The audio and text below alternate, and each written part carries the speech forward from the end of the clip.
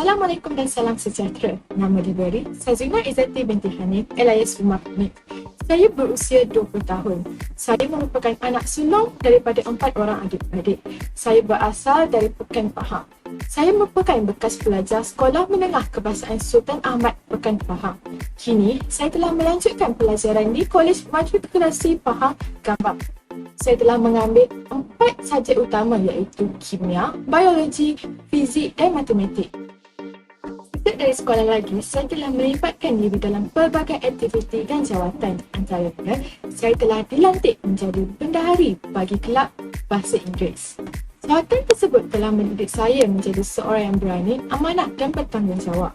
Saya juga aktif dalam bidang co-curriculum. Di sekolah, saya menyertai majlis tadarus dan khatam Al-Quran di peringkat kebangsaan, kuis kimia di peringkat kebangsaan serta kemah bersepadu di peringkat kebangsaan. Saya turut menyertai aktiviti yang telah dianjurkan oleh pihak matrikulasi seperti virtual run, virtual orienteering serta virtual cycling. Antara pencapaian akademik saya pula, saya memperoleh 6A dalam pentaksilan tingkatan 3 dan 3B dalam sijil pelajaran Malaysia. Manakala semasa di Kolej Matrikulasi, saya memperoleh CGPA 3.41 semasa semester 2. Saya berkebolehan dalam 2 bahasa iaitu Bahasa Melayu dan Bahasa Inggeris. Hal ini membolehkan saya berkomunikasi dengan baik. Saya juga berkemahiran dalam literasi komputer seperti Microsoft Word dan Microsoft PowerPoint. Kemahiran ini sedikit sebanyak membantu saya dalam menyiapkan tugasan. Saya juga seorang yang tidak mudah berputus asa. Saya berhasrat untuk menyambung pelajaran saya di Universiti Sains Malaysia yang terletak di Georgetown, Pulau Pinang. USM merupakan universiti yang terbaik yang menawarkan khusus perubatan. Saya yakin USM merupakan universiti yang tepat untuk saya menyambung pelajaran saya.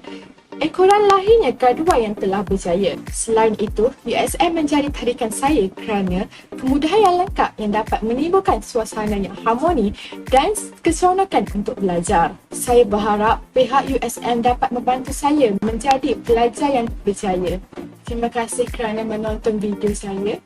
Semoga kita dapat berjumpa lagi. Dalam tempoh abad 21 ini, satu dunia telah dikempurkan dengan wabak berbahaya yang dapat mengancam nyawa manusia, iaitu wabak coronavirus atau juga dikenali sebagai COVID-19. Apa itu COVID-19? COVID-19 adalah penyakit berjangkit yang berpunca daripada virus corona yang baru ditemui. Kes pertama telah dilaporkan di China, Wuhan pada Disember 2019. Daripada kepesatan perkembangan ini telah menyebabkan banyak ancaman terhadap negara kita. COVID-19 berjangkit melalui transmisi zarah, pernafasan manusia dan sentuhan. Apabila berada dalam jarak yang dekat dengan pesakit yang punya simptom, transmisi zarah akan mudah berlaku apabila hidung dan mulut mereka terdedah. Transmisi zarah juga akan mudah berlaku di kawasan sekeliling pesakit. Wabak COVID-19 telah memberi kesan yang negatif terhadap sektor pendidikan. Pendidikan merupakan salah satu cabang sosial yang penting dalam melahirkan masyarakat yang cemerlang berlandaskan kepada falsafah pendidikan kebangsaan.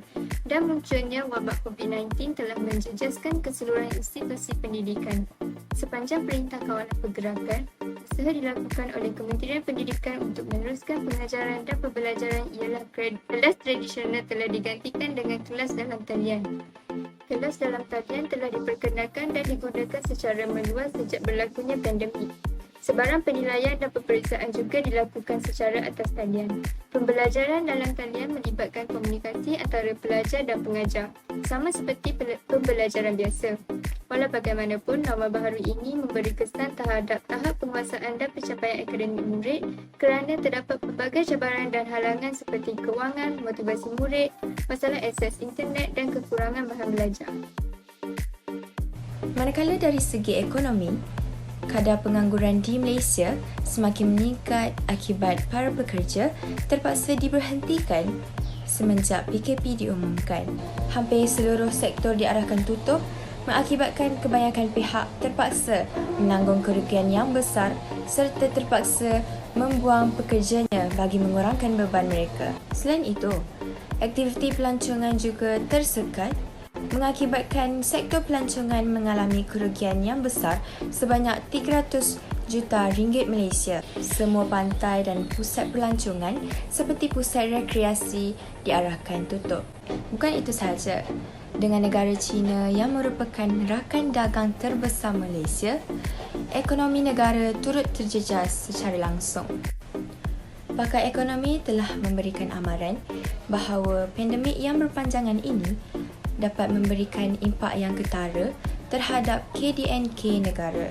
Pada 11 Februari 2021, dilaporkan bahawa produk domestik kasar KDNK Malaysia telah menyusut sebanyak 3.4% pada suku keempat tahun lalu. Di samping itu, ekonomi Malaysia telah menyusut sebanyak 5.6% sepanjang tahun 2020. Sekaligus mencatatkan prestasi terburuk sejak krisis keuangan Asia pada tahun 1998. Selain itu, dari segi politik, pandemik COVID-19 telah menyebabkan aktiviti perundangan dan persidangan di Dewan Rakyat terpaksa ditangguhkan. Hal ini kerana PKP dijalankan di seluruh negara. Aktiviti di Dewan Rakyat tidak dapat dijalankan dengan sempurna oleh kerana terdapat pengasingan ramai ahli politik yang positif COVID-19. Hal ini telah mengakibatkan isu negara dan rakyat tidak dapat dibincangkan dan diselesaikan. Dalam konteks politik Malaysia, COVID-19 ini juga telah mengakibatkan pelbagai masalah. Antara isu politik yang terjadi di Malaysia adalah persidangan parlimen menjadi sangat terhad dan sering berlaku penangguhan.